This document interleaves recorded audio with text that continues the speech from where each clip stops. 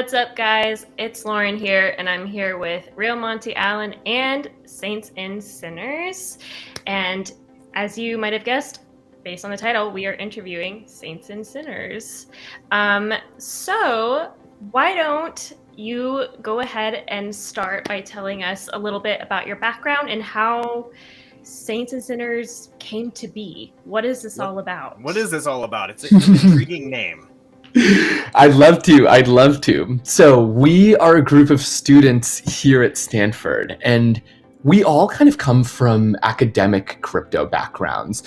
One of our team members has worked on Merkle proofs for liabilities in decentralized exchanges, so kind of from a crypto research background.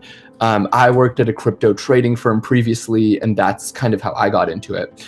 So we all came from these kind of technical backgrounds, and we sat down and we realized that we could use NFTs to create assets with arbitrary economic rules. Kind of for the first time in history, a group of students who can code can sit down and create assets with really random economic rules.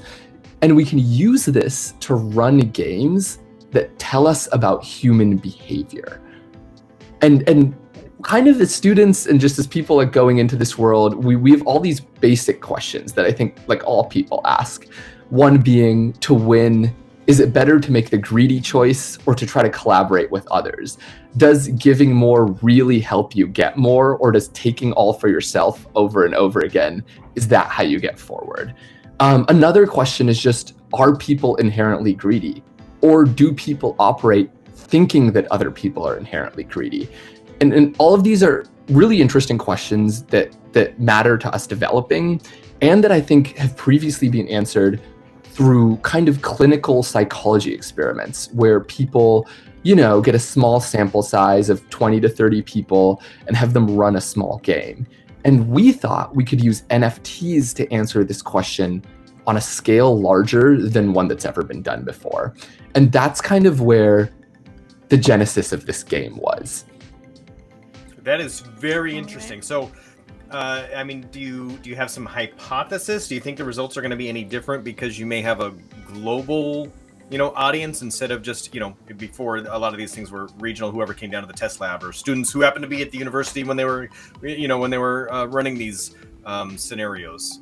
Right, exactly. I think because the sample is a different group of people, that will affect the results, although I don't know exactly how. I mean, one thing that's really interesting to me is the kind of relationship between trust and anonymity in NFT communities, right? Like people want a virtue signal and want to have a reputation, but also they're anonymous. So that allows them to maybe act more greedily and do things that they wouldn't do if their face was tied to something. And so there's this really interesting dynamic that's specific to crypto and NFTs that we're kind of tying into as well. Like, for example, would you want to maybe showcase your saint and tie it to a person? Or if you buy a sinner, maybe you want to hide who you are. Or maybe you provide some sort of internal logic for buying a sinner and say that, hey, although I'm making the more greedy choice, this is actually better and I stand by it for these reasons, and tie it to your face. And I think that, anonymity in NFT communities makes this game a really interesting one to run specifically here. Also, I just realized that I didn't explain the game. So I was gonna say let's back up a little bit and just give in the 2-minute short explanation of what the game is, and then I think we'll get some dynamic questions based off of that. Yes, perfect. And I can go ahead and share my screen as well. Good. While I do this, here we go. All right, can you see my screen? Yes, we can. Yes. Beautiful. So this is how Saints and Sinners works. Saints and Sinners is a crypto economic game. Every day for 108 days, one NFT is put up for auction. If you win the auction that day, you can decide whether your NFT is a saint or a sinner. Okay, so all the auction proceeds go to a community treasury. Now, at the end of the 108 days, if there are more saints than sinners, the saints take the entire community treasury and form a DAO. If there are more sinners than saints, the sinners split the entire community treasury among only themselves. So the two outcomes are either a DAO is, and this DAO not only has a community treasury that's seeded from other people's money, but also has a group of people who have kind of made a public commitment to the DAO over being greedy. And we think that this DAO will be super powerful because these people didn't just buy a token to be part of the DAO, right? Mm-hmm. They took a risk. They made a statement and they said, we believe in this DAO more than we believe in kind of taking a short-term profit. And we think that group of people will be a really powerful community to be part of. On the other hand, if the sinners win, they have the potential to make a lot of money, especially if they buy in early and the price of the auctions goes up as the game goes on. And they're taking money from other sinners and the saints because other sinners bought in later. And we think this is kind of the greedy outcome where you're betting that more people will be greedy, and that bet, if you're right, will have a payout. So we're asking. Let me pause just there for just a hot second. Ooh, I just got like infinity'd.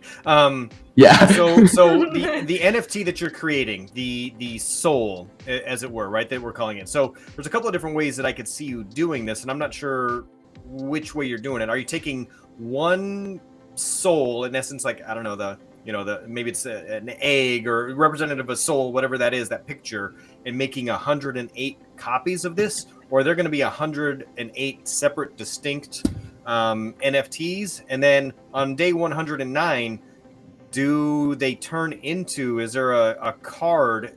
Like, if I say I'm going to be a sinner, do I get a cool, like, devil card, an NFT? Or do I get a saint, NFT? That does it change or evolve? Any have you thought through that process? Yes.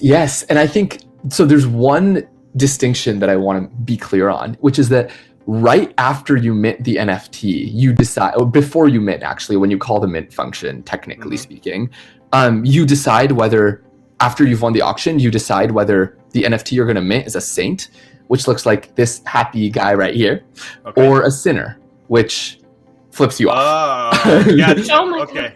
And all the saints can kind of hold hands together, and the sinners are giving you the finger. Now, so we know as the game is being played what people have chosen. But now there's one more twist, which is that no vote is perfect without a healthy dose of degens. And the degens are another group of NFTs that will be put up for a public mint. These are just collectibles, and there'll be around 1,000 of them, but they have a special power. And the special power is that you can burn degens to convert your saint into a sinner or your sinner into a saint at any point during the game. So, and it takes more degens to convert later in the game. So on day 1, I need to burn 1 degen to convert. On day 10, I need to burn 10 degens to convert. On day 108, I need to burn 108 degens to convert. And this is for a simple reason. It's that you know who is going to win with higher probability as the game goes on. For example, if on day like 107, it's very clear that the sinners are going to win, every saint is going to want to convert into a sinner just to minimize their losses. And so the market for degens is going to pop off. This also makes degens deflationary because they're burned in order for people to change, so their total supply decreases over time. So to answer your question, you initially mint a saint or a sinner, and if you burn degens, your sinner will turn into a saint with the same traits or vice versa. Okay, I just have to make a comment. Yes. This is amazing. I really love, oh my gosh, this is intense. I don't know why, like, just the saints and the sinners, the whole idea behind this and the whole social experiment that you were talking about earlier, that's crazy to me. And I really feel like if I were to play this game when I die, God is gonna judge me based on saint or sinner. Right? But, like, this is really intense. I love it. I think that so like Lauren and I, like so some of us will be known as we play the game. Like my wallet is pretty much public. Like everybody, like we've got vanity wallets. I might have to like go create a wallet so I can play anonymously. Right.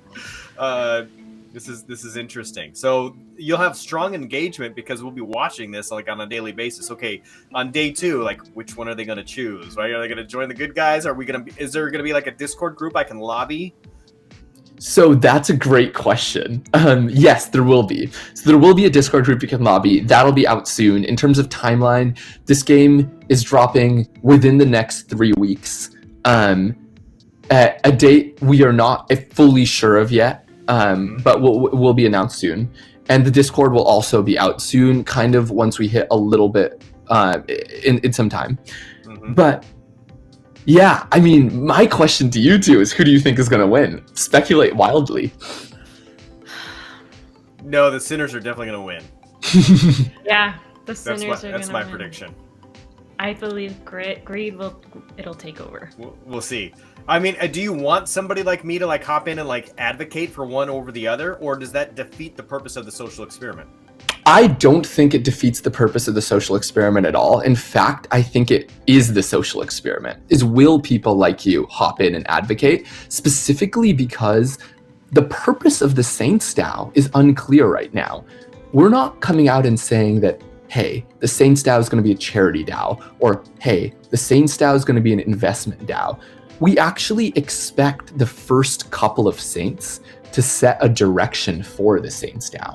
And it's our job to make this easy for them. For example, we are in touch with the Stanford Effective Altruism community, various communities on campus in psychotherapy, and it's our job to set up conversations with the early Saints and those people to see if there's a possible fit. But it's actually part of the game that we expect people to advocate for one side or the other, and the Saints, with the early Saints, to advocate for what they want the Saints DAO to be. The second thing is, I think that people advocating and kind of another way of advocating is if you don't do it publicly, but you do it to a core group. And I think there's a possible risk, because if you have a lot of degens you can convert, that a group of people initially mint Saints, and then close to the end of the game, all collaborate and convert into Sinners, or vice versa. So there could be an inner group that's actually lying to everybody else and kind of playing the game in a different way.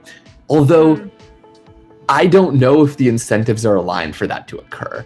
So it's really interesting to me, I think, like how people will think of the incentives behind collaborating, and how they'll talk to each other and communicate in kind of a game of greed. If you were to advocate for a side, what do you think you would do?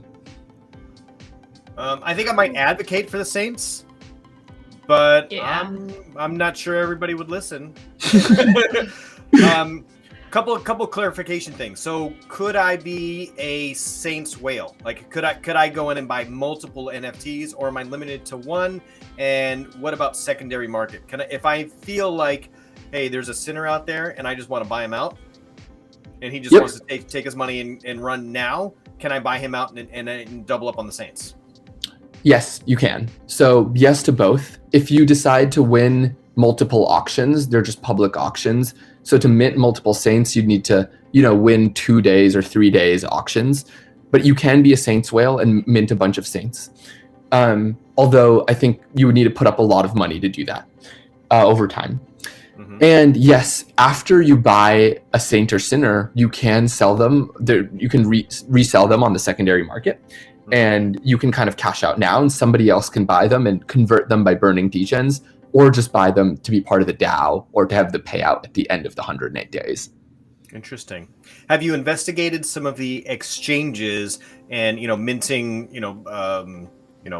avenues? There's quite a few now on Algorand. Have you finalized anything there? So it's actually unclear what chain we're launching on for us at this moment. And this is part of why I was really excited to do this interview, is I wanted to kind of get a pulse on the ALGO community and see if the ALGO community was the right community to launch a project like this in. Because it's fairly forward in terms that it's DAO involved, it has a little bit of GameFi, and there's a public auction. And I was wondering if you think the community is mature enough for a project like this. I would say so, definitely. The folks that are that watch this channel are highly engaged in the community. Not just on my channel. There's 2 or 3 other YouTube channels, and there's a highly engaged Twitter space. In fact, how we met, if everybody doesn't know, is through a Twitter space, our Sunday exactly. Twitter space, and we probably had 100 and some folks on that. And we do that every Sunday. We just came back from Decipher, so the community is rallied. And if you launch this in before the end of the year, maybe you'd get really good engagement. I think that the average, enthusiast for Algorand now is much more engaged than the average enthusiast for some of the other blockchains that I've covered anyway. Right. There's fewer of us, but they feel like there's a core, like they're more familiar with other projects and they have educated themselves more on crypto. And so something like this, I think, would be really intriguing for them. Right. Mm-hmm. I think it would too. And I mean, it's exciting to see the ALGO community grow.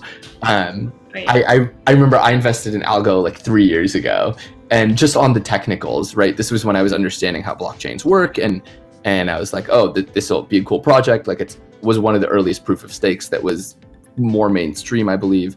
And it's really interesting now to see the community taking off. Yeah. Plus, I think we're right on the cusp where there's a lot of talk about other DAOs, and Algorand has its core foundation right in MIT, so another college university setting, and they have a huge college outreach program right now where you're likely to get other folks who are intrigued by this type of activity, and I think the feedback would be stupendous. Mm-hmm. Right, that could be wonderful. That's really exciting to hear. One question I have for you two is, what do you want the Saints DAO to be? What do you think the Saints DAO should be geared towards? No thoughts, Lauren? I'm gonna have to think on that one a bit. Right? Also, stop sharing so I can see your faces. they're saints, right? Yes. Yeah, we'll take that off. There we go. So I would suspect that we should create something that is invests in DeFi and takes the proceeds and does something, to make the world a little better place. Yeah. Whether or not it's still within the Algorand community or not, I think you would put that up for some type of a vote. But I think that would be the direction that I would try and encourage folks to head into. I agree. Yeah. I think, maybe like having a vote on Twitter or, just with the community and kind of see like, where is everyone feeling like, all of that should go towards. Mm-hmm. I think that's a great idea. Right. Yeah. That makes sense. If they win, then presumably all those folks have a similar, interest or are like-minded enough. But you can put out some really compelling DAOs, especially from a source like this. You could even create a DAO for, a Launchpad DAO.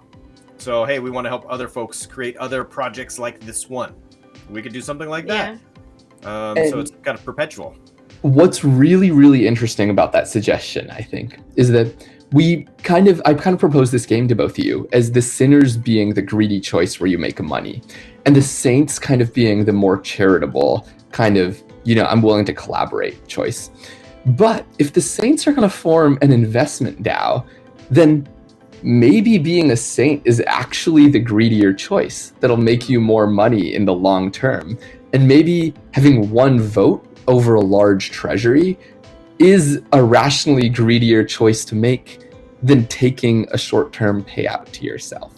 Mm-hmm. So I think the mission of the Saints DAO also totally changes the game, especially if it's an investment or launchpad DAO. Yeah, absolutely. The interesting thing, though, is you don't really know until after it's done, because that vote hasn't happened yet. So, it's kind of a leap of faith. It looked quite literally there, just to see what's off the edge of that DAO cliff. Exactly, which is why you're a saint. You took the leap of faith to whatever was at the other side. Right. Yes, exactly. Oh, also, I love the background matching the cup. But yeah, exactly. You took the leap of faith, and that's also why, as I mentioned before, I think the DAO will be a really powerful community. Yeah, and I think they'll rally around. Any particular reason why it's 108 days? Is that a special number? Yeah, it's two reasons. One, it's a meaningful number in Buddhism. It's one of our team members will speak way more intelligently on this than me, but it's the amount of feelings there are. So it's a spiritually kind of important number. And we really like the option of there being a tie. So there's a possibility with 108 days, because it's an even number, that the game will go 54 to 54, yeah. And if it goes 54-54, on the 109th day, there will be one more auction. And I just kind of want that to happen because that'll be so cool, right? Like that auction will go crazy and so much will be on the line. And all of the degens will be switching. And that day will just be like a mind-blowing day if that's what ends up happening. Also, one thing about the degens are we wanted the Saints and Sinners to have a way to change, and that's why the degens were important. But we also realized that buying up degens is kind of a way to speculate on whether people will change their mind. So maybe if you don't have a saint or a sinner, you just buy degens because they're deflationary, and you're like, hey, I don't want to risk this playing this game, but I do think that tons of people are going to change their minds, and that's a safe bet. So I'll be a degen merchant on the sidelines. Right. Yeah. Interesting. Exactly. Just waiting. Yeah. All right. In which case, I want it to be a tie then. Like I'll be encouraging both sides. I'll be like an arms dealer. Basically. Exactly. Selling degens to both sides. We'll see what happens. Right. All right. This is very interesting. How long have you been working on this project? About 3 months now. So all of us being builders, we sat down and built this whole thing. Like we wrote all the contracts for ETH first. And then we were like, now let's grow it, which was the backward way to do it. So now we're getting in touch with the community and putting it out there and seeing what people think. And then we're going to move forward and rebuild some stuff from here. All right. Sounds good. Cool.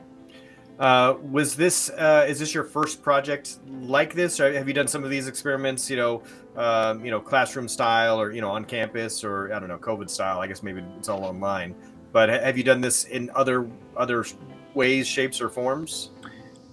What's interesting is that this specifically, like an NFT experiment about morality like this, is the first one of this type I'm running. However, I did do some work at a trading firm before, and I found myself asking kind of philosophically very similar questions about, well, I guess everybody's behaving like clearly rationally greedy in this space, but it's very interesting to be in a world where you're constantly thinking, every time I'm making a trade, somebody's at the other side of it. And especially if there's short-term value involved, what do they know that I don't that's making this trade profitable for them? Why is there a smart person sitting across the table making a different choice than I am that I don't know about? And I think that's like the core of the game that I'm really interested in, is that this game isn't so much about what you think the world should be.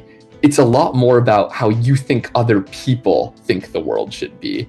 And I think games like that are the most interesting because, they pop up over and over again. So regardless of the results that come about, what's your plan with the data? How will this be used and studied and reviewed? Right, that's a great question. So it'll be reviewed by our team. So what our team will do is we'll write posts. We will monitor. So we have a little simulator that'll monitor possible outcomes when the game launches. Just based on previous probabilities of things occurring and assumptions we're making about how the auction price will increase. So kind of as the game goes on and we get data coming in, you'll be able to see real time a projection of what we think is going to occur. And if you're a saint or a sinner and you've already bought in, your potential gains and the potential value you'll get in the future, depending on how things go. And that's how we'll use the data. As for the larger question I think you were getting at, which is, how are we going to use this data that answers this large ethical question? That is something I'm really excited to see, because all of the data will be on chain, right? Mm-hmm. It's not like data we own that nobody else owns. It'll be public. Everybody will see it. I mean, that's the beauty of this being on chain. And I'm really excited to see what people do with this data. I mean, in my head, a great outcome would be that people studying ethics, psychologists, could use this as a really large experiment to make claims and support their theories. I think we're providing data on a scale that's larger than one you could do in a study at school, and that'll be valuable to a lot of people. So if I'm a sinner and I'm planning this out, I want it to be, 55 to 54 so that I get to split it with just as few as people as possible. Right. So I think the expected value calculus, if you're a sinner, is yes, you want to buy in, assuming you want it to go half and half, but you want to win. And you want to buy in maybe like below or around the expected price, below or around the average price. This is actually one way that the sinners could go, is I think it makes a lot more sense to buy in as a sinner early, because if you buy in as a sinner early and you expect the auction prices to go up later, you've gotten, 1/50th or 1/30th. Oh, it has to be more than 54. So you've gotten, more than 1/54th, less than 1/54th of the pot, or whatever fraction of the pot for less of a price than everybody else. Right. And this is good. But what might happen is a bunch of sinners might buy in early because there's huge potential gains if you buy in at a cheap price. Mm-hmm. And then if the Saints win at the end, those sinners will be willing to put up a lot of money to try to turn the game around at the end, just to minimize their losses. So I think if you're a sinner, you try to buy in below the average. If you correctly make the bet that people are greedier, you make a lot of money. But if you're incorrect and you still want to minimize your losses, you're probably going to have to put up a lot of money to make that happen. One other thing I love about this game is somebody's crashing and burning, which is always fun to see. It should be interesting. Well, I mean, the NFTs, after it's all said and done, will still have some kind of market value, I think, in and of themselves, right? Regardless of the the pot of coins at the end of the road there. But I don't know. I'm super stoked to see like what happens here. I think that the Algorand blockchain in particular would suit your needs very well. Just practically, it's inexpensive to mint. The community is engaged. There's auction houses that are active, and I bet a bunch of them would be willing to like post you like in their featured sections, that sort of thing. If you need any help with that kind of stuff, let us know. We know all of them, obviously. We've had all those conversations. And you've got folks like me who are able to get the word out, so you get attention, and that's really what you need. You need people to pay attention to it to drive that price up, because the higher the price goes, the more attention you're going to get. And I think that's really when it gets a little bit juicier as far as like, how to predict that data. Beautiful. I'll definitely follow up with you about that, probably right after this. Yeah, should be good. All right. We're almost at 30 minutes. That's about attention spans we find, right, Lauren? Oh my God, that was so fast. Yeah. That's really surprising. Did we forget to ask you anything, important? No, I think we covered it all. I'm totally happy to answer anything that's like a burning question that's still on your heads. We may get some in the comments of like the YouTube. If so, go ahead and post those comments, and we'll see if we can kind of relay those questions over to, if you don't reply there, or maybe on Twitter, something along those lines. Oh, speaking of Twitter, how do they find you on Twitter? Oh yes, we're at SaintsDAO on Twitter. And that's the best place to follow us right now. We're going to be announcing when we launch soon. We have partnerships on the Saints and the Sinners side, where if the Saints win, the DAO gets access to these other communities. If the Sinners win, the Sinners get access to these other drops that we'll announce soon. And so, stay tuned for all of that. All right. Well, Lauren, you opened us up. Do I get to close us out? Fine. All right. So we want to thank Saints and Sinners for enlightening us today, for sharing this project that I'm, for one, going to be following closely here. For the KryptoNurd team, at Real Lauren Wixom, I am, of course, your KryptoNurd. And we'll talk to you all soon. Thank you so much.